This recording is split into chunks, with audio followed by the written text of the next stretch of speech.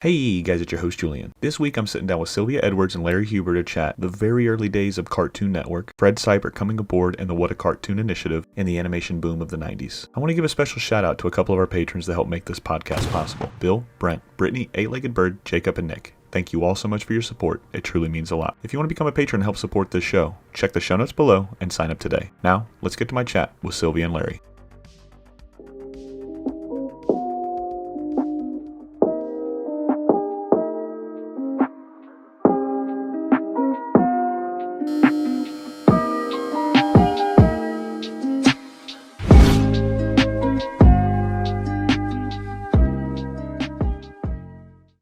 Ladies and gentlemen, welcome to What's My Head Podcast. You must join today. I'm joined by Larry and Sylvia. Folks, welcome to the show. How are you guys? We're good. Thank you. Doing fine. I'm glad to have you, man. Thanks for joining me. So before we dive into what we're talking about today, ladies and gentlemen, we're going to be talking about Cartoon Network in the early days of the What a Cartoon. I had a text message from the great one, Mr. Fred Seibert, and it was about Larry and about Sylvia. And I wanted to read it to you guys. So I reached out to him and I asked, hey, man, what's Larry like? And he said, Larry is the greatest. Like a lot of veterans of production, he could act tough on teams because they can have a tendency to be late or lazy, but he has a heart of gold. And he was a dedicated. Honestly, I couldn't have survived doing all of the shorts and series without him. He's the one who convinced me to use David Feiss on Two Stupid Dogs and brought him into the shorts program with oh shit, my eyesight is really starting to go. But brought him into the shorts program. And then he said about Sylvia, he said, you should for sure have Sylvia. He's like, it just came to me. It would be great if you could include Sylvia in the podcast too. She was a production manager on more than half the eps. She's great and rarely gets any attention. So I had to have both Larry and Sylvia, the dynamic duo, according to Fred. So I wanted to read that to you guys. But hearing that, man, Larry, we'll get Sylvia. Let's start ladies first, Sylvia. When you hear the name Fred Seibert and Cartoon Network, what's the first thought that comes to your mind? I was just talking with somebody the other day, as far as, to me, the word is bold. Fred is not afraid to go where nobody else is. As far as a lot of people at his level, and I think you would agree with that. As far as at his level, they kind of pull back if there's nobody else over in that neck of the woods. And Fred looks over there and says, hey, there's nobody over there. Let's go over there and make something. He's very consistent with that. And, that would be the word that I would use for Fred. Bold. Boy, oh boy, is he. Larry, when you think of Fred, what do you think of? Well, the first time we met Fred was at the, because he was a new guy. Nobody knew who it was. It's another new guy, that's coming on board. And coming over from MTV, that's where he was originally. He comes over here and he steps up, takes over at Hanna-Barbera, and he gets all the group together in the theater in Burbank here. And we got the whole place humming. We've got people up there doing sign language so that we can include those people. There were a couple that were on staff. And first, one of the things he said that really grabbed me was, it says, first of all, I've never done animation. I have no idea what I'm doing.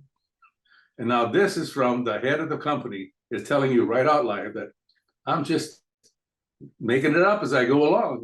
And he endeared me to me immediately, said, I've never seen an executive that ever admitted that outright. Of course he lied. He meddled in everything. He said, "Oh, you guys just do your jobs and I'll throw in notes." But he said that's about it. So, but he did much more than that. So yeah, he's the guy. He absolutely is. He's one of my favorite guests I've ever had on. I've had him on a few times, and each time if you guys remember that line from Shrek, man, you peel back That ogre, he's just got layers. He's like an onion. He's just got layers. And that's all Fred is. Every time I have him on, I'm peeling back a different layer and I'm learning something new about the animation process, the production process, and something you like I said, you can't ever walk away and you can't ever not listen to Fred and pull at least 10 or 15 things that you should be implementing into your day-to-day to make you more of a successful person. Like I said, he's just a phenomenal person, a phenomenal guest. So with that being said, you guys were there before Fred came on. You know, you guys were still Hanna-Barbera at that time. No, did you start right after? I was just finishing up an internship when Fred Mhm. came on board, of an internship at Hanna-Barbera. And Fred came on at the tail end of that internship. But Okay. I was not a staff member yet. What was it like for you as an intern? I haven't had too many people on that started as an intern at Hanna-Barbera and then rotated into a full-time staff member. I always say that when I talk with people, I say I was an elderly intern. The Younger than I. the I had been a teacher for several years, and was always interested in production from the time I was a little kid. Mhm. And I decided finally that I was going to take a year sabbatical and do something related to film, television. I didn't know what, get an internship or an entry level job. And uh, just kind of, I took classes before that, like one class each semester at night that had to do with film and television, and then decided I just want to be in a studio somewhere.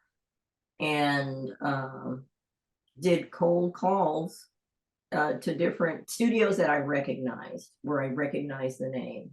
And I got as far as the H's and called Hanna-Barbera and said, do you take, interns that are, I didn't want to go back to university for Mhm. the internship credit. I was taking classes through a community college. And I said, do you take, community college interns? And they said, sure. And she's Leanne. Leanne is the person who sent me my application, and she asked me questions about what I was looking for. And I said, I'd like to work in the children's programming if that's possible. And she said, well, she sent it. I filled it out, sent it back. She called me a couple of days later and said, can you come in for an interview with Margot McDonough? Mhm. And she's in our development area. And I said, okay. And I went and interviewed with Margot, and Margot chose me to be her intern. And strangely enough, the thing I was working on, it wasn't called this at the time, but it was the seed part of what was going to be What a Cartoon, Oh, wow. sending out information to different art departments and colleges, to a flyer that went out and said, we're having this contest. You know, if you have, if you're interested, here's what, here's how to get in touch. It requires, I think it was a 50-page storyboard, or 50 panels. I don't remember what it was, but it gave a little outline. And I did cold calls to the different departments at different colleges all over the US and asked, can we send you this batch of flyers? We're going to have this contest. It's a storyboard contest. Do you think your students would be interested? And that was my internship, was doing those calls. Wow, no wonder Craig, or not, excuse me, not Craig. Well, no wonder Fred said, you were an integral part of all of this, and that's just wild because I didn't know that's what it was when I've talked and done as much research as I possibly can on the What a Cartoon, the cartoon era, especially when Fred took over and Ted Turner and bought everything, and they really started pushing the original programming. I just assumed it was a lot like college sports, like so you would have these professional scouting go out and go look at all these campuses, and I just figured it would be Cal Arts and then a lot of things like that. So all of these guys would just send talent, talent scouts out and look, that guy looks good. That guy looks good. She looks like she could do some really, really cool stuff with her art. And I thought that's how they all came to Cartoon Network or Nickelodeon. I didn't know that's how you guys got your foot, just cold calling and sending people flyers and say, hey, we're trying to get people in here. That's very smart. It's kind of like what I do now. I just go on social media and find as many people about animation and that want to talk to me and that worked on some really cool cartoons. Hey, you want to talk to me? Nope. Cool. I'll go to the next person until I find somebody that says yes. For every one person or for every fucking 10 people that say no, there's always one person that'll say yes. You know what I mean? So I've found myself very lucky in that sense.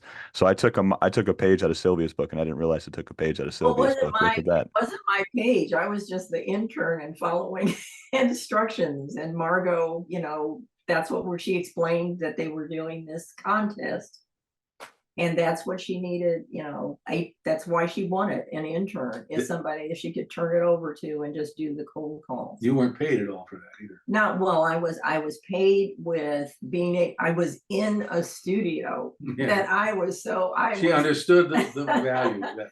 I was over the moon because I grew up with, Hanna-Barbera and, Hanna-Barbera cartoons and being in a studio, and it just had this feeling to it. And Margot was a great intern supervisor. She, that was my job as an intern, was doing that. But the other part, I mean, she put me into all different departments so I could talk with people who worked there at the studio. And what do you do?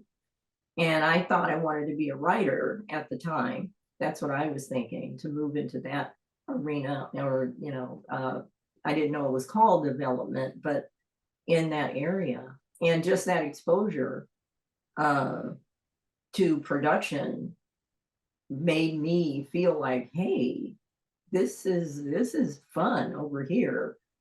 And I didn't feel quite the same way about the writing part of it. Writers were very nice, but I thought, wow, I don't know if I want to be a writer after all on a show.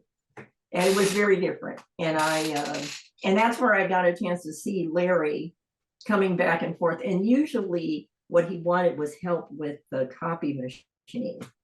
And but getting a chance to, meet different people and what they did, from editing through, storyboard, the writers. I got a chance to talk with writers who were on shows, and, very honest with me about the nature of it. You think it's one way because it sounds like, a certain way. And then when you talk with somebody who does it as a day-to-day, you have a whole different feeling about it. And for me, every time I got a chance to help with production, because Margot had me sit in the production area, this area where all of at the time they were all called production assistants, but different ranges of ability. But Margot had me sit in that area, so I got a chance to see them doing their work.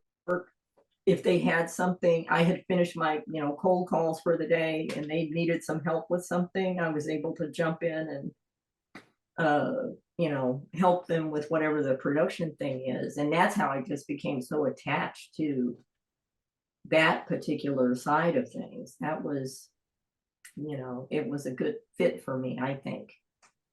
Well, that's really cool. Just getting to hear your journey from unpaid intern to finally making that staff. That's just really cool. I like seeing those grassroots beginnings. You know what I mean? Just flourishing. You coming in, you think you want to do one thing, and you realize like, no, I don't really want to do that. But there's all these doors and these avenues to animation that I absolutely That you love when don't people know find what they're about looking for. unless Yeah. you are in there. Yeah. And the unpaid intern to me is a misnomer. I understand why they want people to, get some sort of a financial thing. But for me, like Larry was saying, that exposure to that world, there's no other way to do it except to be in the studio. Well, that's beautiful, man. And thank you for sharing that story. So, switching it back over to you, Larry, obviously you'd been in the industry for quite some time at that point, and then Fred comes in and says, I don't know what I'm doing. I need help. I need you guys to do your job. I'm gonna do my job. So when I started looking at your resume, you'd been all over before, but Cartoon Network really started to become Cartoon Network. Those first couple shows, you had Two Stupid Dogs, and that's how David Feiss kind of comes on, and then you had SWAT Cats coming around about that same time. And when I had Fred on, Fred had said those two were a commercial flop essentially. Just taking money out of it. I absolutely loved those two shows. I always tell this story. When SWAT Cats was on, there was a couple shows that my younger brother and I had like a complete ceasefire, right? There was no wars going on in the house. There was no brothers fighting. There was nobody choking each other because SWAT Cats were on. So you guys gave my mom about a 30-minute reprieve of trying to pull her two sons apart from trying to kill each other, man, just to watch this one cartoon together. And then Two Stupid Dogs, he didn't like it as much as I did, so he kind of went off and did his own thing. But I was just enamored by these two shows. So, what about you? When Fred comes on and says, I've got this great idea, man, what's going through Larry? And I know that's a long time ago, and I can't remember what I did last week, let alone what I did 30 years ago. But what was that first initial meeting like? What was that first feeling like when Fred says, this is what we're going to do with What a Cartoon? Well, the first of all, when Fred first came on, I was already a producer Mhm.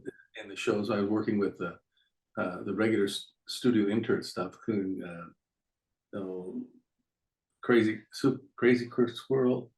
Super Steve. No, Oh, that was the first. This one here was it was an old Hanna-Barbera show. Screwy Squirrel? Squirrel, I guess it was. Okay. And that goes back to the MGM days. I mean, almost. Yeah. So, and they were trying to get it started again, and I got a hold of one of those things, and I did the storyboard on the thing, and I wrote it, and I turned it into Bill Hanna, and I had not Bill Hanna, but Joe Barbera. I had never met Joe before until recently. I knew his daughter, Jane Barbera, but I had never met Joe, and she was shocked that I had not met Joe. She says, which was her father. He says, Mhm. well, let's stop. Let's go talk to Joe. So she went and says, you'll love Joe. Joe, everybody loves Joe. And I said, okay. He says, well, note to self, be sure to love Joe. And Joe was very, very funny. And he loves to talk, and he loves to talk to people. And he loves to tell people how wonderful he is. And he was a great guy. Bill Hanna, on the other hand, was the producer. He's the guy who was Hammerfell. And I worked with him a lot of times too, where we'd go into his room, and he said, okay, now you get all these layouts and take them home, and there's going to be so many dollars an hour or foot. I don't know. I guess it's for layouts. So I mean, it's a piece. And so I went back there like that. And oh my God, it was so much work for so little money. I remember coming back, I was working at home. I went in and I said, okay. And I was really upset. I said, Joe, or Bill, look, that's it. I'm done. I'm not working on this show anymore. I said, I can't. It's just too low. I said, my God. I said, it's a show that takes place in a circus. I said, the crowd itself takes me forever to draw. He says, then you got trapeze artists and big, strong guys. That's a terrible, I'm not doing it anymore. So sorry that I did the work. I did all the work. I turned it in. It's completely complete. There's nothing incomplete, but I'm not having taken that job again. Not for the money you're paying me. So he says, how much for this much? This is, why didn't you offer me that to begin with? And he says, well, if you had, then he would have taken the lesser amount. So, and that was my lesson in producing right there. And so I got along fine with Bill, and never, like I said, I never knew Joe till recently. So, but yeah, and when I was on the Screwy Squirrel, Joe said to me, he said he looked at what I did, and they said, oh, I had a gag, and I picked this up from Warner Brothers. I said they had a gag where the guy was setting something to catch the guy, whatever. I forgot what the story was, and he set landmines, and they go off, boom, boom, boom, boom, boom, and you covered with soot. Then he go back and try it again, and the boom, because he could never get the guy that way. First thing Joe says was, can't do landmines. Can't do landmines. Can't do landmines. And so it's a great gag, great funny, very funny gag, but can't have landmines. So rather than rewrite the whole story, what I did was I did the same gag, but instead of landmines, they were bubblegum traps. All of a sudden, the guy would go and he'd come hanging off a tree, and the other guy would go slap him and walk on. So, and so that got through. Okay, but so you got to work it. That was Joe. But it wasn't until Fred came in, did the talk at the studio, because everybody was wondering, who's this guy? You know, are we going to work for Bill and Joe anymore? Is Jane still going to be there? It was very messy because Joe Barbera and Hanna-Barbera was a studio shop. I mean, they're just a family business, you know. So the guys that they had on staff have been there since MGM days.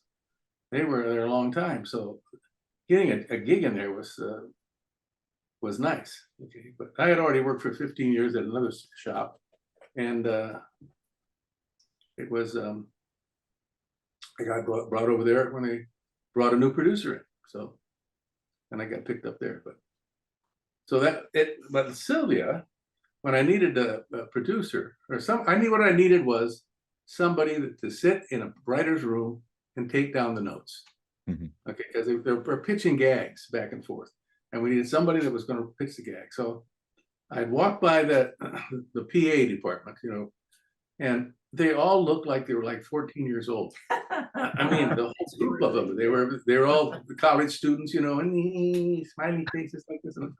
And Sylvia had a smiley face, but it was honest. And I said, who's this old woman in the midst of all these young pups? so I asked her, elderly intern. I know you did. You just said you were an intern, and I went, an intern of where? You know, and she said, oh, okay. Well, can you run off some copies for me? Sure. So she did that and brought them back. And after a while, I needed somebody that was able to take notes in a writer's room. That's when I was working in Two Stupid Dogs. And so I asked, I went up to Sylvia and I said, look, can you, oh, I know it was, can you do, what was that thing? You keep telling the story. Well, that's the way I remember it. No, I was taking notes, but he always says that, can you take shorthand? Yeah, that's what I said. Can you do shorthand? Like that. And she goes, I can take notes. So that was her answer. And I went with that. And then later on, I said, you don't take shorthand. She wrote everything out on a long yellow tablet like this. And of course, the writers loved it because basically they just typed it up. And they had this almost as soon as they got done. I could take I was an ex-school teacher, so I taught for several years. I could, you know, my handwriting was really good. Take those, run off the copies. They had the notes the same day they had their meeting. Then I needed an actual PA. When the show got started and up and running, and my internship was coming to an end, as it turned out. Anyway, so I went to Margot because she would actually work for Margot. She's very well. You got to ask Margot. So I talked to Margot. I said, sure, you can have her, because he had to find someplace for her because she was leaving, right? So didn't tell me that. But anyway, so I said, okay, fine. I just took her up and put her down a payroll and started her up. Oh my God, I made a big mess that way. You can't put somebody like that immediately in the payroll. You have to put it on the board and advertise it as an opening of the job pool and blah, blah, blah. So I said, well, so she's already online. So I've already got her working. She's already working for me, and she should get paid. And whatever the starting rate is for this stuff. And they said, well, you can't do that. So I got a slap in the hand by Jane Barbera. Jane was the one who called me and said, I understand that Larry would like to have you as his assistant. And I said, yeah, are you interested in that job? And I said, yeah. And she said, well, you know, I'll chat with Larry, but sounds good to me. So Jane Barbera was the one who was the executive who gave the final okay. The blessing. Yeah. Jane liked my gags, so I think so. Yeah. I remember one time I just came onto the studio. That was about in the early 90s when I came back to the studio. But I had this full beard, and I said, you know, I wonder what it looked like without the beard. So I shaved my face right down the middle here. All the stuff was gone. All the stuff was left. And I'm sitting down at my desk, And Jane comes in, she's heard it, sounded right. She comes in. I said, and I knew why she was there. Hi, Jane, tell me, how do you like me? You like me with this beard? You know, and I turned around the chair until I came back. I said, oh, I like this. And she went, and then she says, Larry, thank God you're back. She said, oh my God, I can't tell how much I've missed you. I said, everybody here is so corporate now, and you know, nobody makes jokes. Nobody writes those kind of cartoons that you have to hide so nobody sees them. I said, yeah, I know those cartoons. They used to pin them up on the wall. That's a podcast. Yeah, itself. Yeah, I'm not going to go into that detail like that, but studio by studio, all of them did it. And so you don't go. No, yeah. Anyway, I won't even go to that. So anyway, that's how I got Sylvia on board and stuff. What an asset she on did. Two Stupid Dogs and Super Secret Squirrel. That was my first actual job in Can show you guys see him? Super Secret Squirrel's right over there. Oh, yeah, he's right over there. That was I'll take a picture of the whole wall and I'll send it to you guys through email. Because it's not done. I've got it's probably like a third of the way done because it's going to go down a little bit and it's going to stretch back and forth. So I've been doing it for about a year. It's not like I'm drawing anything. I'm just popping it up on the wall with the projector and going out. But I've never really drawn on a wall before. It's pretty difficult when it's not a flat wall. It's got all these different textures. So I've had to find the right marker to go. That's a whiteboard, isn't it? What's that? Whiteboard. It's a whiteboard. No, that's a wall. That's the wall. Oh. Yeah, that's the wall. Yeah, it took some convincing to talk my wife into letting me draw with permanent marker and stuff on the board. I was just going to ask. Yeah. I didn't have to ask. No, but I wanted to circle back to you for just a second, Sylvia. But what was that feeling like when Larry comes and says, I got to work with this lady? What was it like getting that first paycheck from Cartoon Network? What was it like finally being like a member of the team? You had obviously been an intern for quite some time at that point, I'm sure. But like, what was it like to be like, now I'm putting on my Cartoon Network or my Hanna-Barbera shirt today. I'm going to go into work here now. I changed my career. Well, number one, they didn't have Cartoon Network or any kind of, they did not do swag at Hanna-Barbera when I started. I had started there as an intern in September. So, and then the semester was up in December. Larry talked with me somewhere in that December saying that he could use somebody that the writers are hammering me to find somebody to take notes in the writing sessions. And so it was all part, like this was a 1-year sabbatical, and it started I stopped teaching in June of '92. I had another internship within the district where I worked, and then in September for the summer, and then in September I did my cold calls to studios, and Hanna-Barbera said yes, come on board. Started in September and worked through, and I was thinking I still had the rest of the year left to do this adventure of interning or getting an entry-level position. So I had several more months left before, and I thought, well, maybe I'll talk with Margot about letting me do another semester internship. Maybe she'll say yes to that. I didn't know for sure. I didn't get a chance to talk with her about it. Because this came up, an entry-level position. So it was like, yes, I will do that. But you're right, as far as for me, and again, I was a teacher for 13 and a half years. And so for me, this was like a dream come true. I'm actually working in a studio, and now they're going to pay me to work in a studio, not that they had to, because I was going to be an intern again if I could, maybe in another, another department if Margot couldn't have me where I was.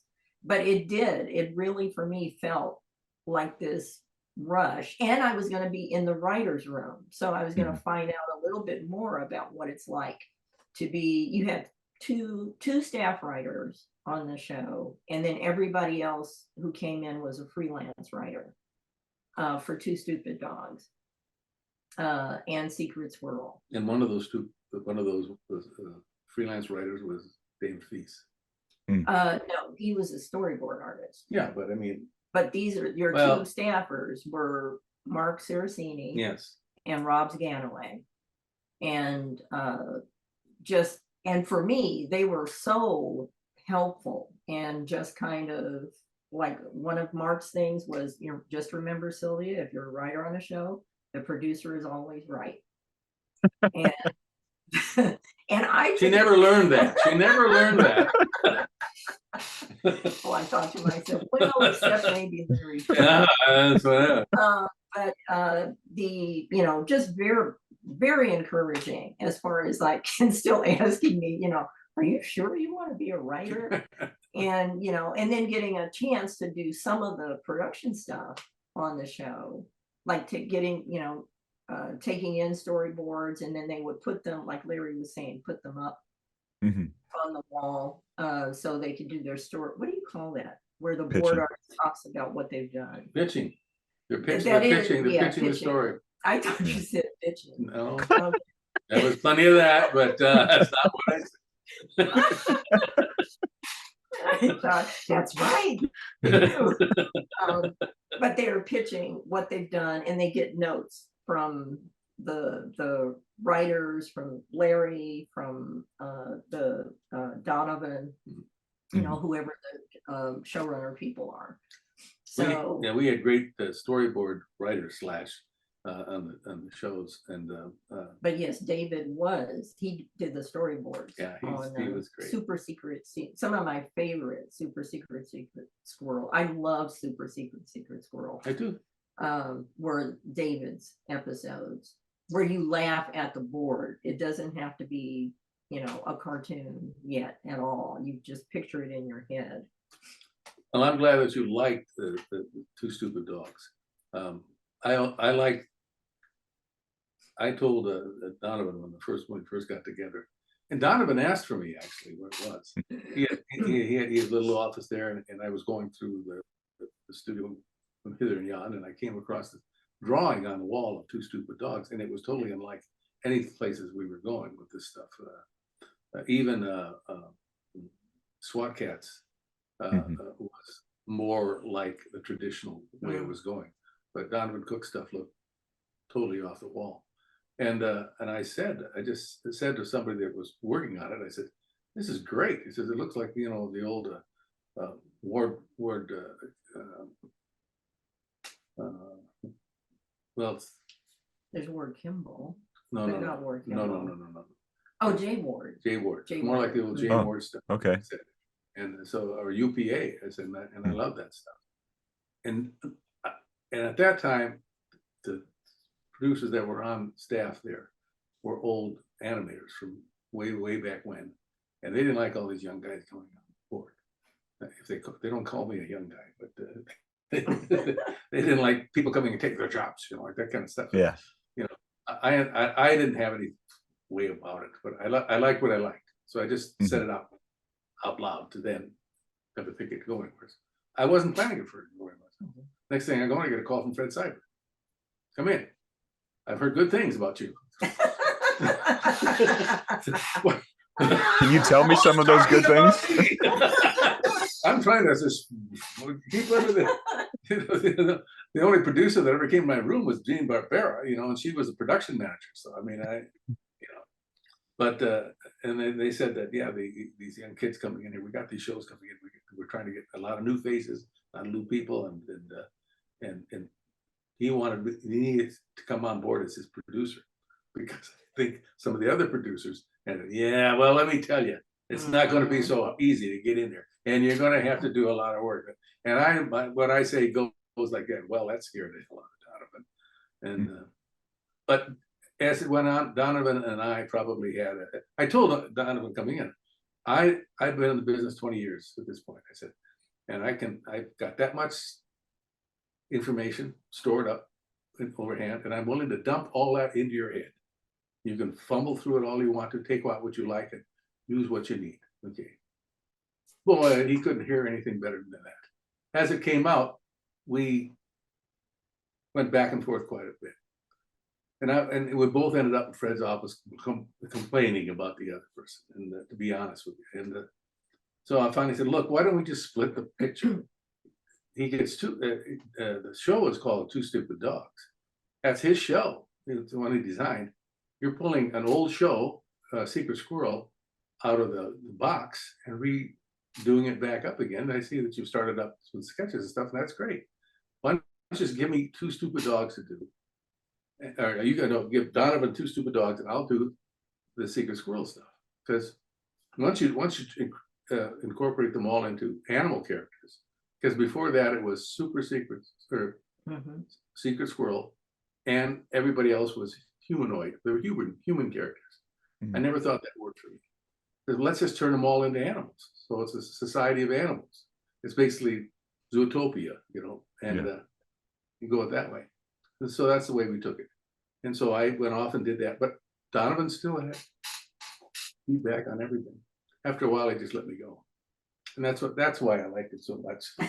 And first of all, Secret Squirrel couldn't be produced that way because it needed a different name.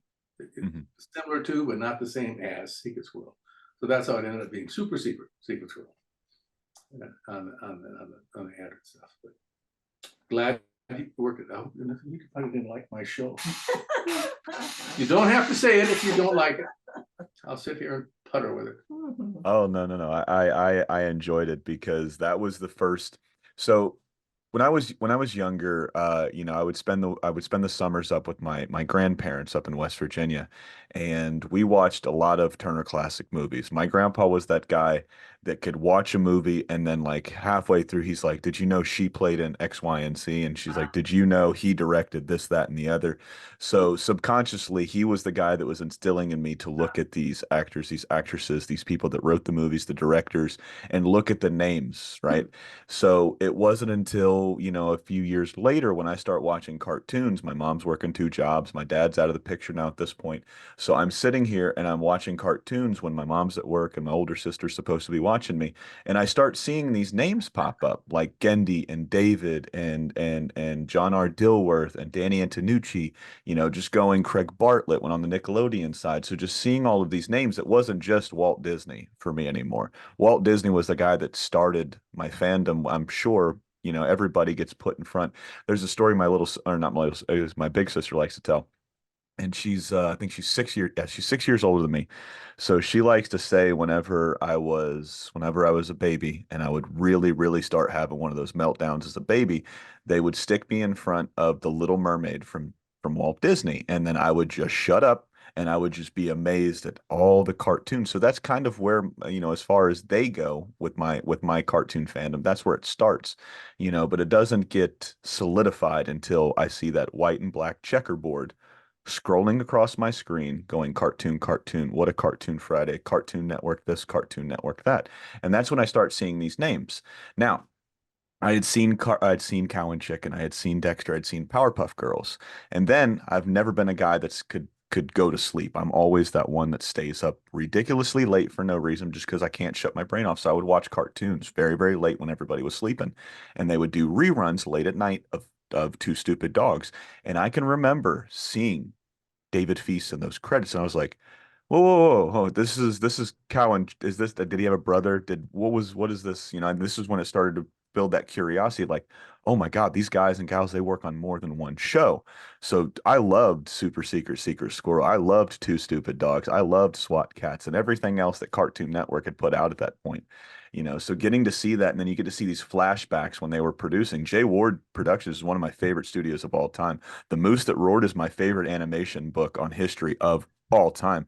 I got to talk to the author of that not too long ago. Fascinating person and great dude too.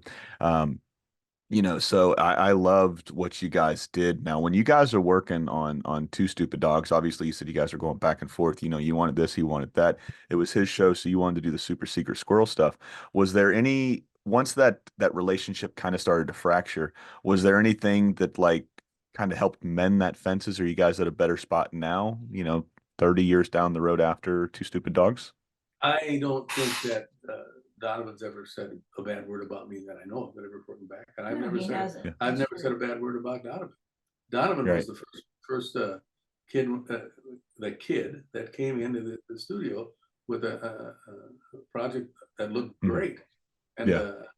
I think he ran it well. We Mhm. just it's more of a dry humor the way that show Yeah. ran. It didn't have a lot. I'm a slapstick kind of guy, Yeah. so that's why the two shows were That's a so. good description. Yeah, the two were very Yeah. different. I mean, super. The approach is different. Yeah, and so Yeah.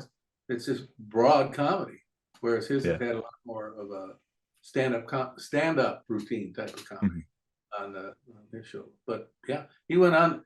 But just having said that, I would say he would never work at Disney. And next thing you know, he's over at Disney. And in fact, one of his first shows Didn't was Nightmare say- Ned. Yeah. Nightmare Ned. I liked Nightmare Ned. I thought that was a great show coming out of Donovan. Well, not just coming out of Donovan. It was a great show.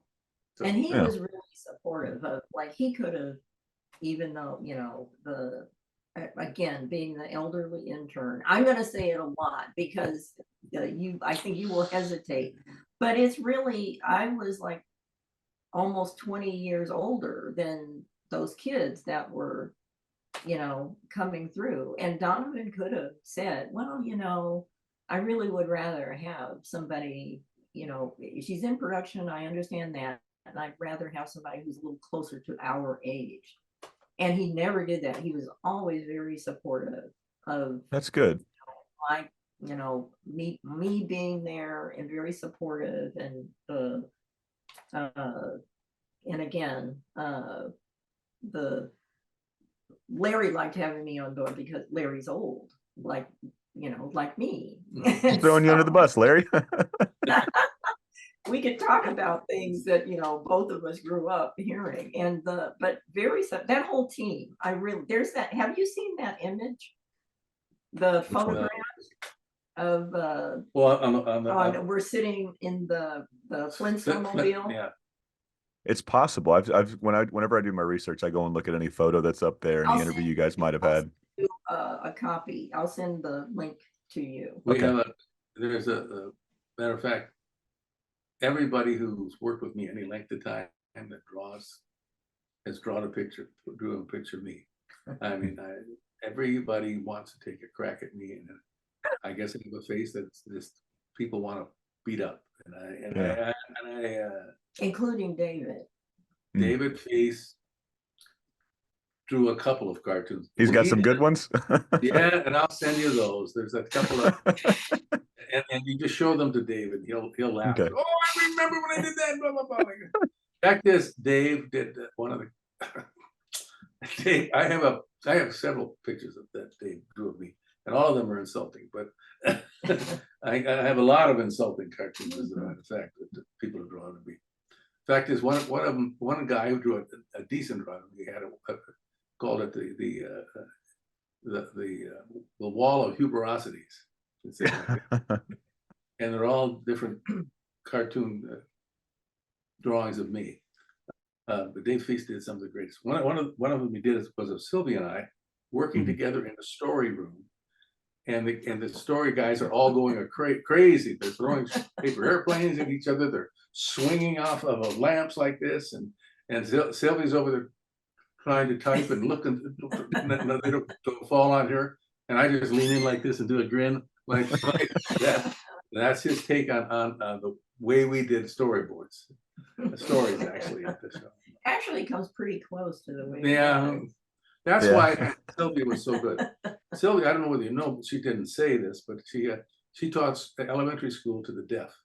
So she is a many talented person. But and when I heard that she had that, and I had a whole room full of young people that never heard a word I said, said this is the perfect woman to translate everything over in that direction. So well, that's really cool. And the reason I told Sylvia this through email. The reason we do both video and audio is because there's a I can't remember the number because I've had quite a few people reach over, and we're going into year 4 doing this podcast, and I've had people from all walks of life, all religions, all races, all colors, all ethnicity, all everything And the one thing that I was blown away by, and I'm pretty sure what you guys work in animation and for as long as you have, you've seen this, but I just wasn't expecting this. There was a huge population that had reached out that was mentally challenged, whether it was autistic, Down syndrome, and then there was another big population that reached out that have lost their eyesight when they were young. They lost their hearing when they were born, or they lost their hearing as they got older. So there is a group of people that will watch it because they can read subtitles because they can't hear. They can read our lips as long as the videos aren't choppy and my face isn't being blocked by my microphone. I apologize, but we do put the subtitles in there now. But so we started just doing the video, and then it was quite a few people that says, I can't I can't see. I have to hear. So can you guys just put out the audio? The YouTube's okay, but it's just like I want to be able to hear you guys better because we weren't releasing audio. And there was quite a few people that had just reached out. I never knew, right? Because I just thought animation was just that it was a visual medium. So I just assumed, everybody sees this stuff. Just that moment just never sunk in until I had quite a few of those messages. And I was like, shit, I got to put this out here for everybody so everybody can see it because animation is for everybody. It's not just for kids. It's not just for adults. I mean, there are age levels for certain things you want to show your kids, but for the most part, animation's for everybody. You know what I mean? So yeah, when I told Sylvia that, and she told me she had taught, she had taught school for the deaf, and I was like, oh, that is so cool. I wanted to go deeper into it, but I figured we could talk about it, when we got on the podcast. That was a perfect time. I need a podcast. Absolutely, man. We're gonna take a quick break. We'll be right back. All right, so we're just about done with Two Stupid Dogs, and then we're going to rotate into David Feiss and Cow and Chicken. Now, you said David had some very fantastic cartoons about you, Larry, that he had pinned up and he had sent to you. With that being said, you meet a very young David Feiss, right? When do you know this guy's got it? When do you know like this guy's sensibility, his humor, his artwork, his work ethic, this guy's going to go really, really far? Did it hit quickly? It hit quickly. Once I got a look at his actual drawing ability, he Mm. knew all about storyboards. But David Feiss, I met when he was, believe it or not, 17, I think. Wow. He came into the business at 17. He had been working out of, what's the name of it? Sacramento. No, that wasn't. But it's the prison up there. Oh, Folsom. Folsom. He Oh, wasn't. he lived in Folsom. David lived in Folsom, not there. He wasn't. He wasn't in an a prison. Fairly access family. But Just to be clear. He got parole. Not quite, but that's where he ended up living. I don't know where his parents were to start with, but anyway, he answered the call when they were looking for new talent and stuff. Mm-hmm. At that time, I was at Hanna-Barbera, and I was working in the layout department in animation, where we prepare all the artwork before it goes over to an animator, and then from mm-hmm. that point, it goes to the various departments. I'm going to jump in but this is before there is What a Cartoon or anything. He knew him years before that. Okay. Obviously, Sylvia didn't know I knew him, so here it is.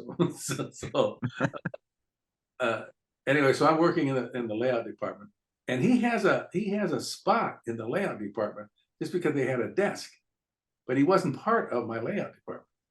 All he did, and when we were doing that kind of stuff, everything was done by pencil. Then we had the incandescent lights. I mean, it wasn't anything. Nobody had a computer. We did all our Xerox work. But there was no such thing as Xerox work at that time, except for Xeroxing on cell. But we used those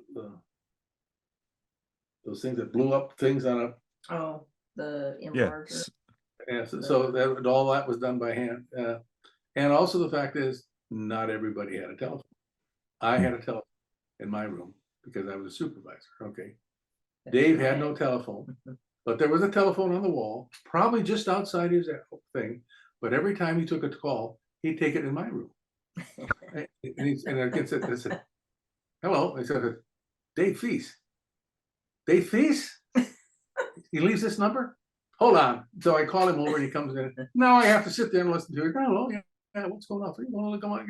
I'd like to play basketball after all this shit. And I put up with this 2 or 3 times. Listen, Feiss, I said, I don't want you to take the goddamn phones.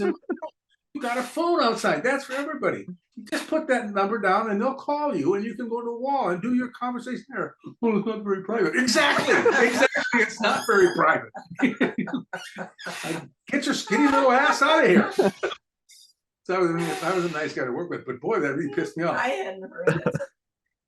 Well, then you'll please know that we up on that wall of humorosities. There's a picture of me growling over my telephone like this. You know? Oh, that's why. Yeah, that's David I am guarding my phone against that damn little shit. Drawings he ever did like this. And it was he wrote sorry. Okay. That made that. But I remembered that kid.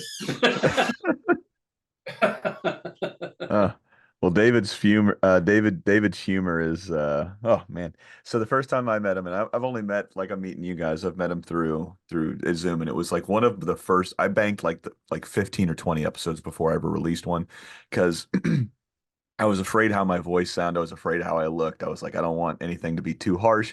I talked to all these people, and I knew I wasn't very good. I'm still getting better, but I like the first time David comes up, like I treated him like a gorilla at the zoo. You don't look at him, you look down. So for like the first, 5 or 6 minutes before we're hitting record, I'm like, yes, David, I'm a really big fan of you remember Cow and Chicken? He's like, yeah. I was like, I really like. You remember that skit with Chris Farley and SNL where he's got oh shit, Paul McCartney. He's got Paul on there. He's like, Paul, you remember the Beatles? And he's like, yeah. He's like, yeah, that was pretty cool. And that's what it felt like with David. I just kept going like, remember when you did that with Boneless? Yeah, that was pretty cool. Luckily, I did all of that weird nervous shit before I hit record, so it didn't really make it in there. But I was so nervous talking to this guy because this guy built my childhood. I mean, it was one of those foundational pieces. I'll go down and say I think Boneless Chicken is one of the funniest characters of all time. Right? He's a chicken tender, right? And the fact that he's cousin Boneless Chicken, and there's so many things that I'll forget by the time I get to my later years in life.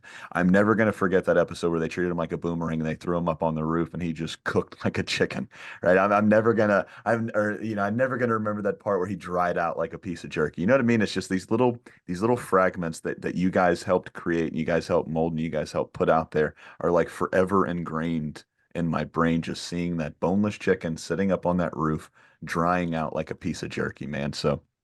I gotta know. What's that? It's all David Feiss. Oh yeah. Strange. The guy is a genius. I mean, he is hilarious. Just getting to talk to him, I'm like, this dude isn't. And I'm not saying anybody's dumb that I've ever had on, but I was like, I'm talking to this guy. I'm like, I'm too dumb to be talking to him. This man is intelligent. He's funny. He can draw. I'm like, David, what can't you do? I mean, it seems like you can do everything you set your feet to, your hands to. But when he's doing Cow and Chicken and he's telling me these stories, I'm just blown away. But obviously you knew his humor through his drawings and his interactions with you and your phone that you tried to guard as his picture depicted and stuff. But like, when do you see like him flourish with Cow and Chicken? Obviously, you said he started out really good with Super Secret Squirrel and Two Stupid Dogs. You saw his sensibility, his humor. But when do you start seeing Cow and Chicken pop up? Well, I asked him. We were doing calls again, and I knew David, and I liked his work because we'd seen it on Secret Squirrel, and I said, well, that's the guy I want to get on this shorts thing. Shorts thing. That had no name. It had no. So I called him up, and where in the hell he was in the Sacramento area. And I got him on the phone. I said, look, David, it's Larry Huber. I said, oh, yeah, Larry, what's going on? Blah, blah, blah. I said, we were putting together a shorts program here. I said, and we'd like to have you give a shot at it. We come up with a 7-minute short of your choosing, drawn your way. Do you think you'd be able to do that? Said, oh, yeah. As a matter of fact, I've been thinking about a show called Cow and Chicken because I really like cows and chickens. Okay. Well, why don't you give that a shot and send it out here? Okay, I will. I'm kind of working on it, so I'll just send it over to you. So, all right, boom. So now this is where years later, when you're talking about origin stories and stuff, everybody gets into the things that I was the one that did that first. I was the one that put that guy there. I'm the one that hired him, such a thing. So this is where I heard it. I don't know that anybody else was in it, but I know that the development department went up there to meet with David. Ah. I don't know if it was earlier or later than that, but they're the ones that said, "Oh no, we met with him, and he came up with the story right there in this spot." I said, so I don't know who made the first phone call or not on David Feiss and got him down there, but obviously the rest is just history. I mean, Yeah. it was. So the and you did that with more than one person. Oh, You had seen, yes. you know, there were like he had seen Gendy's Oh, yeah. student film, and as far as like they're doing this shorts thing. You need to, you know, I need to write this whole thing down in a little book. you need to you need to put something together and try to pitch something. Yeah, and yeah, with yeah. he saw, you know, as far as like with people that he felt, you know, you can do this, you can come up with something that's funny. Well, people Just send something in, send it to the development department. I don't remember if they got flyers. And again, I may have been like when you started talking with David, I was probably still an intern and just sending flyers to, you know, or, you know, giving addresses to have flyers sent. I didn't actually send them. I just came up with the that's when we addresses. had a development department. After Fred got the short started, he stopped the development department. He wanted all the stuff to come directly from the horse's mouth. And so that was part of that initial fight, or which I don't want to call it a fight, because the man's my boss. A fluctuation thing, but the origin tale. So. But they pitched stuff to the development part. People who sent stuff in where they thought, well, let's consider this.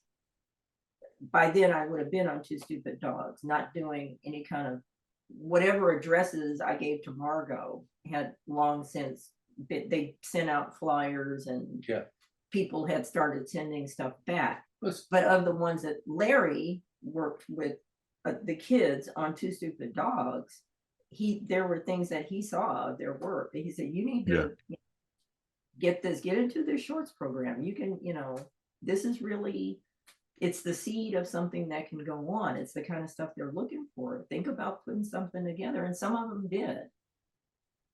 Not everybody, but you know, some of them did put together stuff that they could go and pitch. But what are your guys' initial thoughts of like when Cow and Chicken gets picked up? Well, let's start at the pilot. What are you guys' initial thoughts of that pilot when you see all these things that David's boarding? What's the interesting thing about pilot, and I think I don't know how well this is known, Dave Feiss animated most of the. Oh yeah. It's as opposed to later on when you're going down through a series and stuff like that, you can't take the nature of doing that. You've got to give that away. As a matter of fact, a lot of our work went overseas for the bulk of the work because of the animation. We pulled certain shows back, or we do certain things on a certain show here because we couldn't trust it to anybody else. But the people that came on from mostly Cal Arts at that time were some exceptional people. Gendy, for example, is Craig Kraken. Rob Rensetti came from there. Alex Kerwin, Randy Myers, Scott Wills. There was a lot of people. Yeah, we got them all over there, and they all did a short for the most part, or they got picked up to work on the shorts. But Craig and Paul Rudish. Paul Rudish is probably that whole group. I'm hugging my heart for Paul, but I learned more about animation listening to Larry as he was going through. The overseas studio would send back the layouts that they had done to get feedback, to get notes. So this is all like shipping massive amounts of paper, and then they would be given to Paul. This is on Two Stupid Dogs and Super Secret Squirrel. But actually it was more on Super Secret Squirrel because the other ones went to another studio. But the Super Secret ones would come back, and Paul Rudish would go through and, you know, through the layouts and do little sketches. He had 24 hours. He couldn't spend any more time than that. So holy shit. And put a Post-it note on something that And it was, and Larry, after Paul was finished, they come back to Larry, and Larry would flip through to see what he had done. And one time I walked in and he was just sitting, and he was, this guy is so great. This is just amazing. Look at what he did here. And I asked, what are you looking at? And he would show me, Larry would show me, he would lift up the Post-it note to show what the drawing looked like from overseas, Mhm. put Paul's correction on it. And it would be things like just the expression that there was acting at it. Like it would be a perfectly okay drawing, but there Mhm. wasn't anything about like what's happening in the story at that point.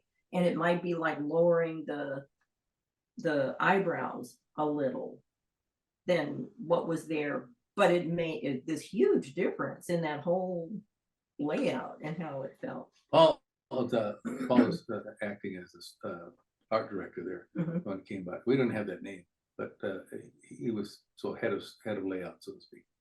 And one of the things he did, and I caught it, and I went, oh, of course, is that all he did was he shifted, he cut it out and he shifted the whole screen slightly to the right.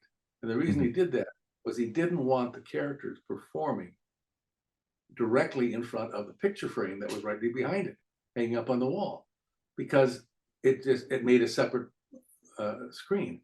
So he moved a little bit to the right or the left, I can't remember what it is, so that there would be, it wouldn't draw attention to itself. And he did that several times on the stuff. He didn't want the background elements to be so prominent when all it was just be a screen to animate, to take the animation that was being done and put that in the foreground.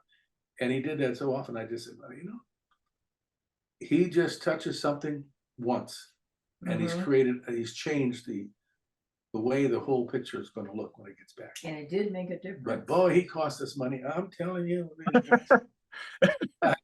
One of the things that they asked for on that one show, the villain was a chameleon, and he would hide amongst the pictures in an art display like this. And so it would be Renoir here, and here over there it would be Picasso, and like this, and he'd take on the characters, and then he would come out and step in front and then form something else like that. I said, that is not going to work.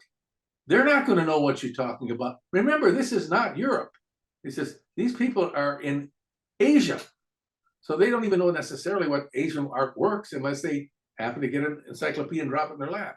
I said, no. The only way this is going to work is you got to send them keys. They got to have painted keys.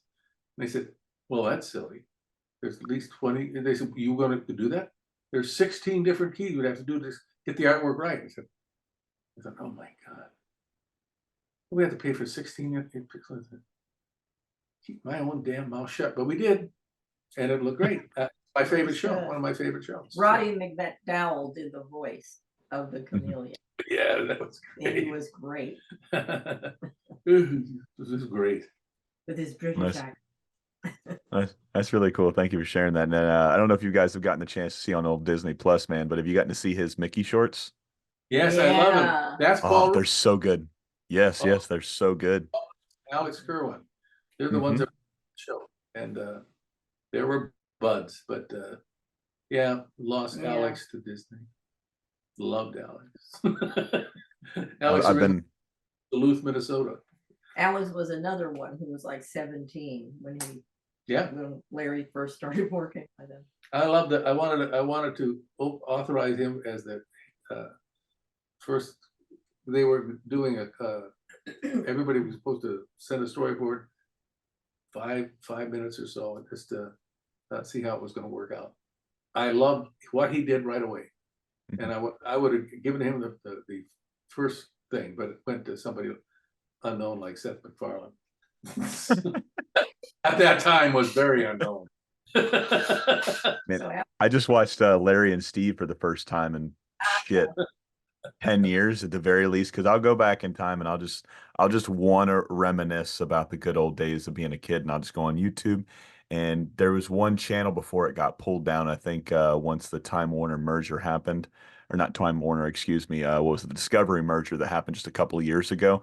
They just started hitting like every channel and pulling things down. So now you got to go from channel to channel to channel to see the entire, what was it, like 50, 52, whatever it was, those original shorts. But before I could just put it on and stay up from 9 o'clock when all my family goes to sleep until about 3, 4 o'clock before I was like, all right, I got to go get at least an hour or two of sleep. You know what I mean? And just watch them all. But getting to see those ones. But with that being said, it's just the shorts you were talking about. So no smoking hits, right? So a cow and chicken.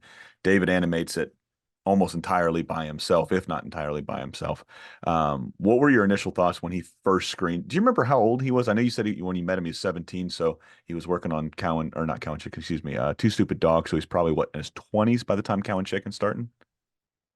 Yeah, he had been around. He had gone to animate in Spain or something Well, in then the interim period between 17 and he went to Spain, and was, he also went to for Bill in Anna down oh, there in that's Colombia. right, Colombia. Colombia, That's for God's right. sake. Middle of the riot, as a matter of fact. Jesus. There is a historic Nancy, was it Nancy? Somebody, Nancy Grimaldi, Oh, who yeah. was one of the executive secretaries in there. She talked about David was David terrified. calling about, was it, yeah, calling from Colombia, or maybe I'm thinking about Bob. Well, they were there together. They were there, oh God. But she, Ginger, who Nancy was talking to, could hear gunshots in the background. Machine gun Is fire. somebody shooting? Yeah. It's just another day in Colombia. What?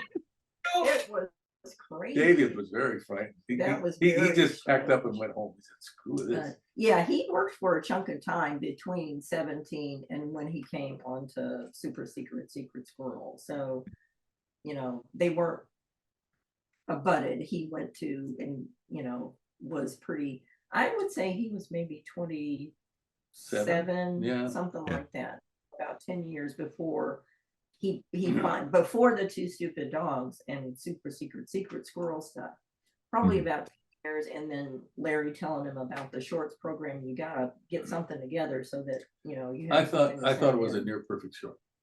Yeah. No smoking. I watched it over and over and over. I just for pleasure on myself. And of course, having Charlie Adler do the voice. We had some problems with it only because of the fact that we couldn't use the word devil. Yeah. And so you could use the word hell, but you couldn't use the word devil. It's obviously the devil. Why would you have this argument? They had an argument about it. So big red guy. That was me. Yeah. Red guy. I gave him that title. I said, let's call him the big red guy. Everybody loved that because it was stupid. So that's what on. And Charlie got extra money every time somebody mentioned the big red guy. He said, "Oh, Yeah. well, sure, I'll make some money," because he did it that way.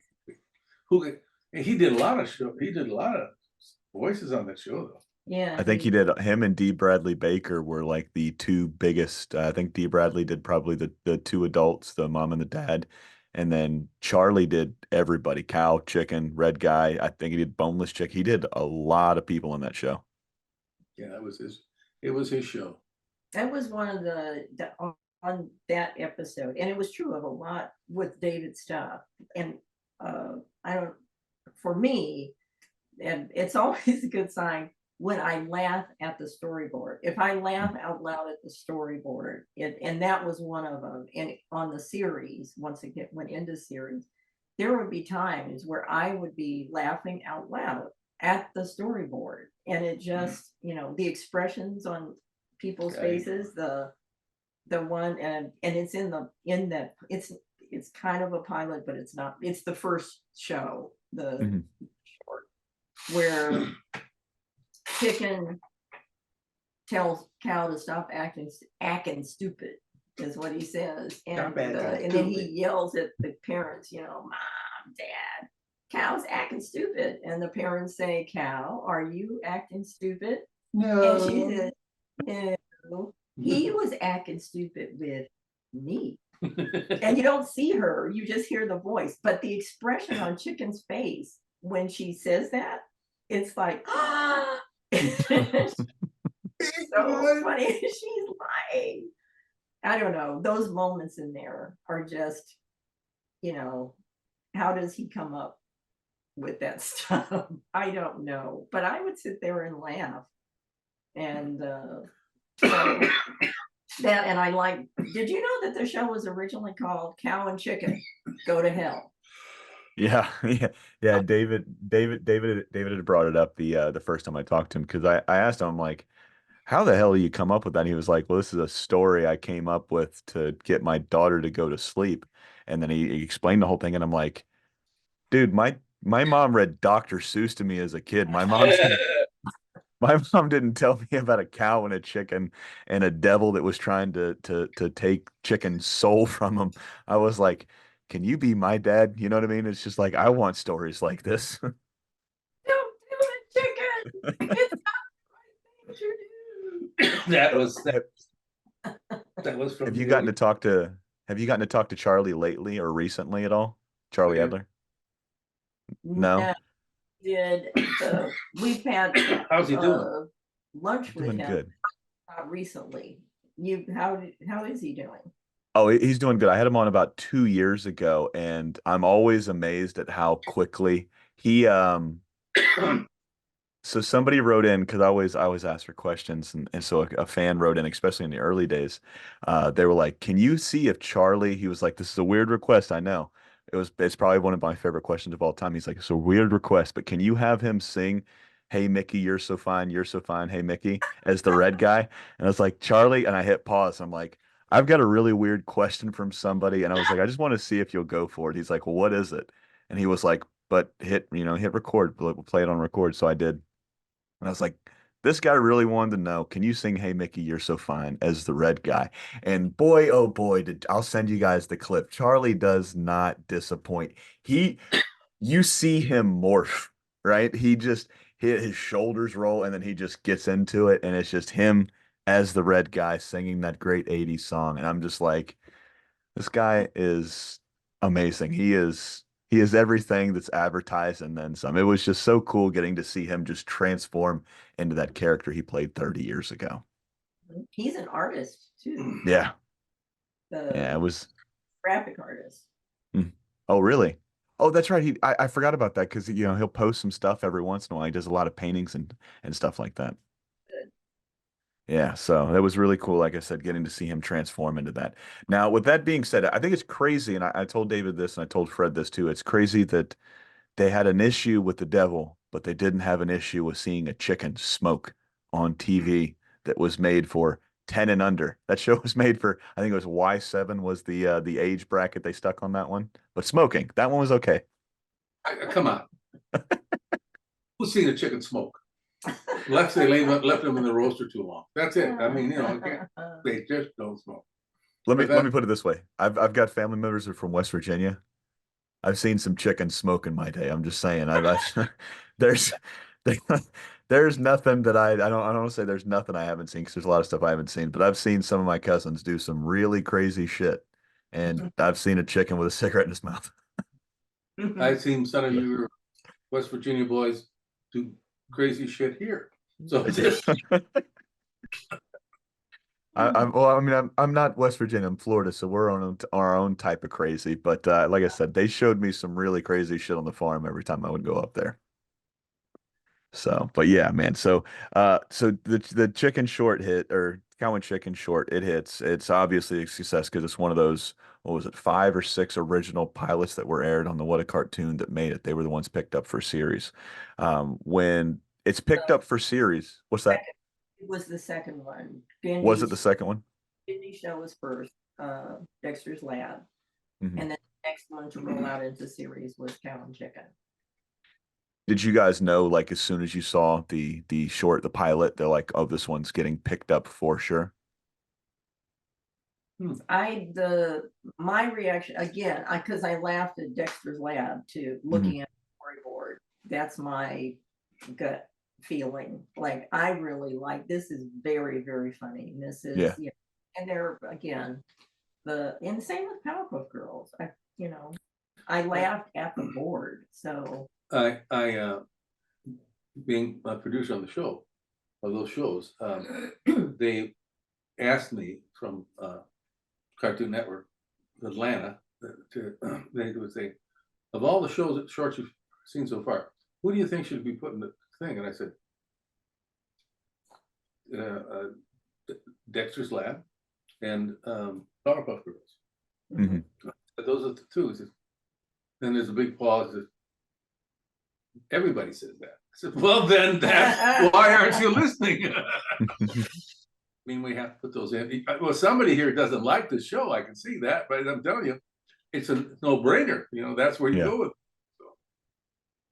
And then Cow and Chicken. And the ones that I thought would make it, made it.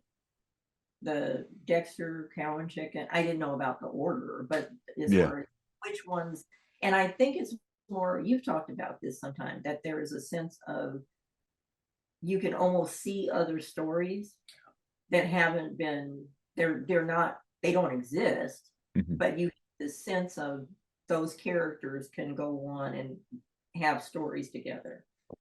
And those, those three for me were the Cow and Chicken, Dexter, and Powerpuff Girls. Now, Dexter's Lab was when we started up the story, the shorts program, they were looking for people, and I had already seen Gendy Tartakovsky's storyboards, I saw the storyboard, but I also saw his portfolio that he did at CalArts, and he had dreams to get a job animating at Disney. Yeah, and I saw his little short pencil test that he did on Dee Dee dancing of the ballet, like this, and then look at his pitch for the short, which was all done in storyboard form. And I said, well, afterwards I said, well, let's bring that on and bring it to Food Station and do it as a short. He says, no, I kind of want to stick my guns and go over to Disney, become an animator. And there's a long pause. I'm thinking, why would you want to do that? I said, well, it's Disney. And I said, I get it. I mean, I understand the allure of Disney. I said, it allured me. And I said, but what I'm telling you is that this is a short that you made yourself, and you're going to have complete control of the actual making of the short of the budget. And I said, and you can do it now, and then go to Disney's later. Why would you want to do that? Well, later on, somebody talked to him and said, are you nuts? Nobody's getting this kind of opportunity. Why don't you do it? So he did it, and the rest is history. And Disney he never went back to Disney. Never went to Disney afterwards, but he ended up animating on a lot of pictures. So, and of course, doing a lot of shorts. I mean, the Star Wars thing was a big deal. That they looked, and he called him up and said, no, I want you for this project. And so from that point on, Gendy was getting richer than me. But it's safe to say Gendy might not have gotten to work at Disney, but I don't think that door's closed forever. That guy, he's got like G14 classification. He can go anywhere, man. He can do anything. I mean, there's that whole wave of creators you guys had mentioned, him, Craig, David, especially. Those guys are they're like Mount Rushmore to almost everybody that grew up with this stuff. It's just seeing those guys. It's like that was our childhood. You guys had a huge part in that too, with helping shape and mold these young men and women that were coming through those doors, whether they're an animator, whether they're a writer, whether they were a background painter, whether they're, character design. It didn't matter what it did. You guys were there at the inception, helping mold and push them into the directions and fit them into the holes and squares and triangles that they needed to go into to make sure Cartoon Network had the foundation to stand up on itself and create and create and create. And that's what it did. Created my childhood, created so many other people's childhoods.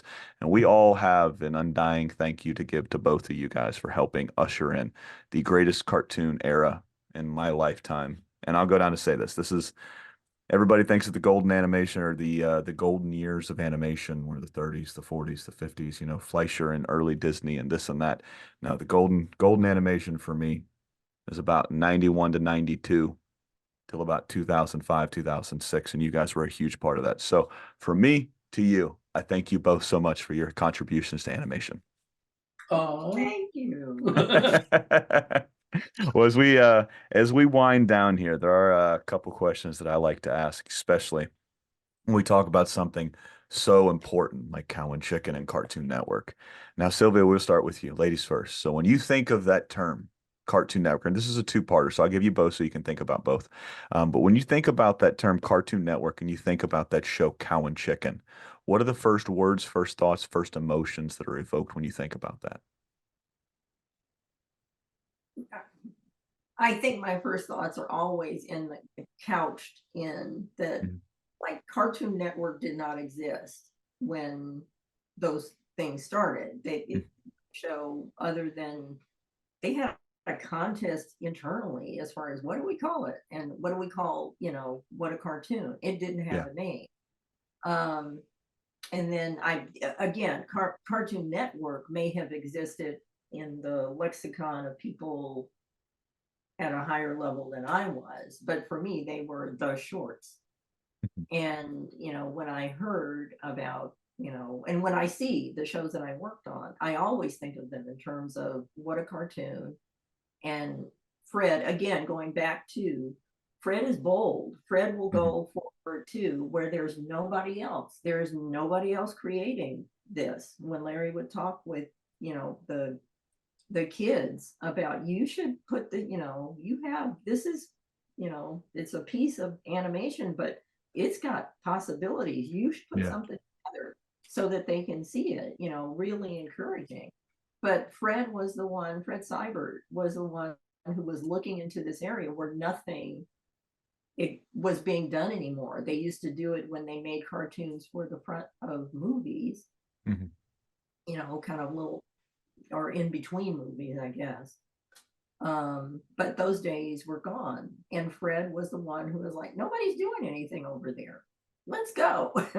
It really, and it took that, and it took somebody at that level who it was all this timing. That's what I think of. It has to do with this convergence of somebody who had the courage to do it, comes into this studio where he says, I don't know what I'm doing. I don't know anything about animation. And there's somebody there who says, wow, somebody who says he doesn't know what he's doing. I just and gets excited, about coming on board. And then it turns out this same guy also has this idea of we should be doing those short cartoons that they used to have in the front of movies. Nobody's doing that. A whole empty area because nobody could think about how do you get this funding to work. And then he has an animation person who's like, uh, walks past a doorway and sees a drawing and says, wow, that is really cool. And I don't know, all of this convergent, and then the little old lady who decided, I'm gonna take here away from teaching. I can do a sabbatical. I'll have my job when I come back, but I need to do this production thing. Just all of these, along with the kids who were working on Two Stupid Dogs and Secret Secret Squirrel. They're all in there, and these elements that all came together at this one point. And Bill Hanna and Joe Barbera are still around and coming to the studio every day. It really feels almost magical to me. Mm. I still feel that way about it all this time later. And now that's 30 years ago that Yeah. all of this, it was 92. September of 92 is where I started my internship. And that my first gig for Margot McDonough was to do, get addresses and phone numbers and do cold calls to, animation departments and art departments and colleges to say, we're doing this shorts program and we got a program and maybe your students will want to do it. Can we send you a batch of flyers? It just feels very like unseen hands to me saying, Yeah. oh, over here, and calling Leanne and saying, do you take interns that are just doing junior college credits? She said, sure. It just has this very magical quality to me. Yeah. Never can get past that. And again, it's over, it's 30 plus years now since any of that happened. 32 Yep. years. 32 years. What about you, Larry? What do you think about when you think about all the shorts you got to work on, all the people you got to help and mold? What do you think about when you think about Cow and Chicken and Cartoon Network? Well, they never write, they never call, they never send me. I don't get anything. How dare you, people, and he's talking about right now? How dare you? But I myself have been very blessed with that opportunity, and we've all been blessed having Sylvia into the business because she quit me and went someplace else. She went to HBO after that, and then went to Disney. They were all over the place. It took forever for her to circle back out of work. For one reason, as far as Larry, along with a couple other people, Mario Peluso, all these people who I would talk to about, like, I want to learn more about. I think I want to. Well, Sylvia, you might have to go somewhere else. You might have to quit this and go into that's this business. You go studio to studio. It's not. It's an industry. It's not that you stay. You just have to decide when it's time. And then, go and, wherever you are next time will be the place where you learn this thing that you say you want to learn. So I interrupted you. I'm sorry. Again, I do that a lot. yeah. So I'm going to say that nothing new here, folks. Well, it was never done. I having been at Hanna-Barbera for a number of years and other studios in the business before that, nobody does that. We have a couple of guys like, Bill and Joe, Mhm. a couple of guys like Spears and Ruby Spears. Yeah.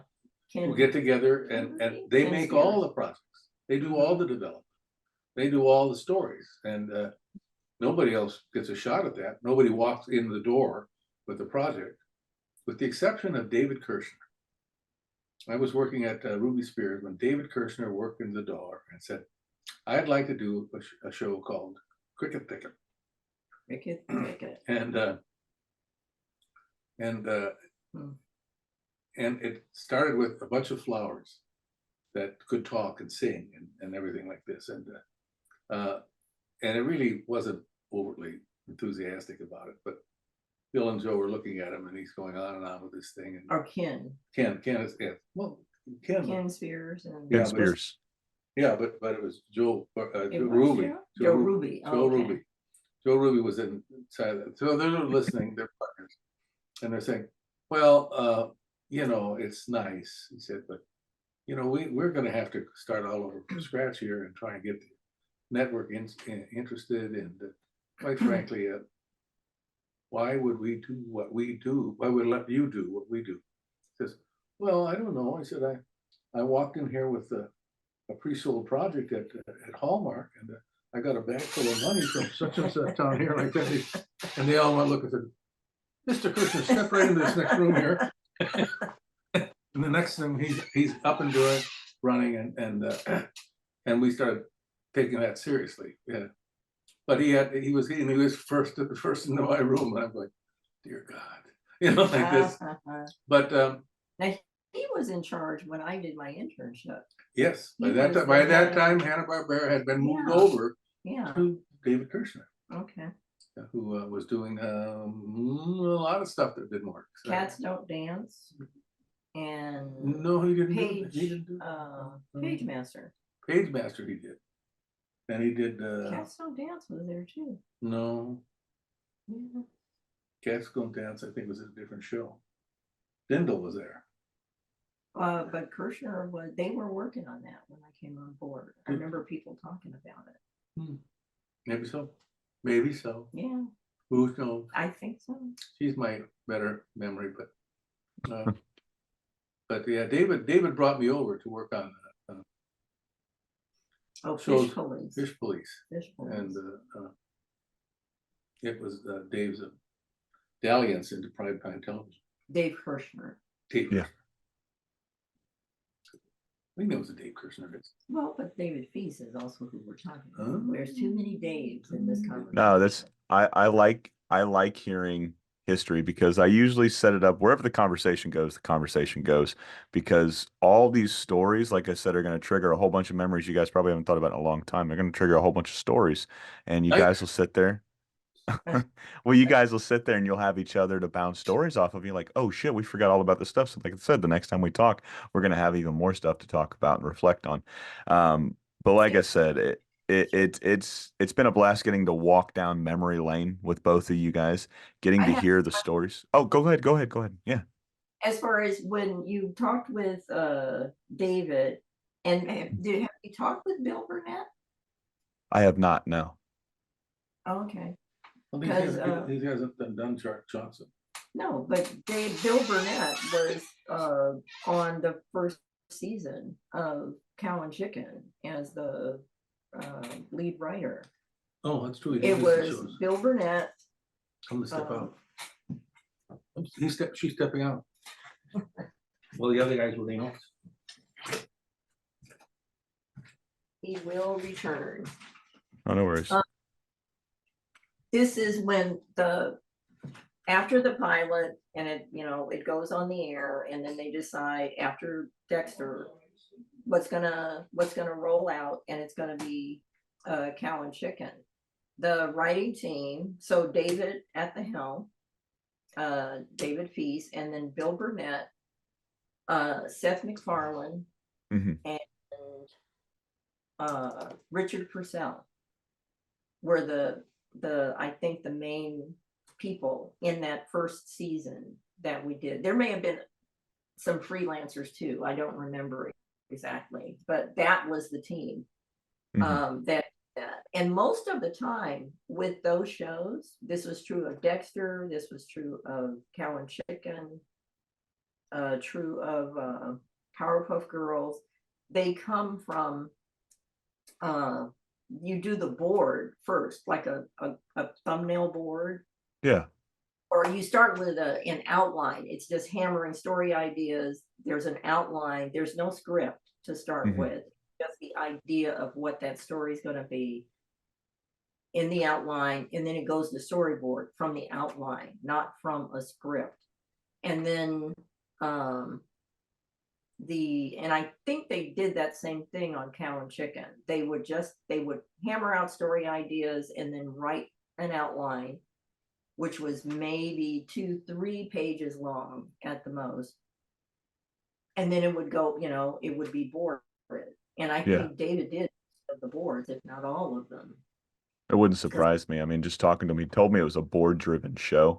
And that way, the everything like from the gags, they would have, like you said, the 2-page outline, but it was the majority of the gags, the jokes, anything like that were coming from the board artists. There was a lot of Cartoon Network during that era was very heavy into the board-driven show. They wanted to give not so much the control, but like the freedom back to the artists that were making these shows like they did so many years ago. Yeah. And when it's a story, excuse me, a dialogue driven show, then as far as writing a script, sure. And if the writer is at the head. Yeah. But as far as that was the other advantage for me, was coming into something where they were doing board shows. And I thought that's what it was for the longest time. I didn't work on anything where there was a script first for years. Yeah. Gotcha. Yeah. I liked it, sitting in a room and they, what did they call that? The sweat box. Editing? No, the sweat box for stories. Like going back to, what was it, in Warner Brothers, Termite or Terrace? Termite Terrace. Where you sit and you just throw ideas around, which was just funny. And in my, sitting and taking notes, not shorthand, taking notes during the session, I would I still remember with sitting, we'd sit on, go into Larry's office. I would be sitting on the sofa most of the time. Craig McCracken was sitting next to me, and everybody is throwing ideas around. This is on Two Stupid Dogs. Mhm. No, actually, maybe it was Dexter that I remember this more than anything else.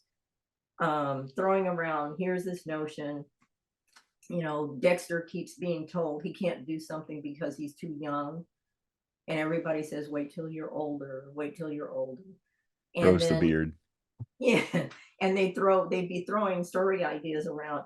And Craig would mutter things under his breath that nobody else could hear. And I'm writing, and I'd start laughing because he would say these, things that were perfect. And then he would go ahead and say it out to the group. I loved that. That Yeah. was such, something that, and that was the whole point, was just to make something that was funny. It's Mm. just, and Cow and Chicken the same way.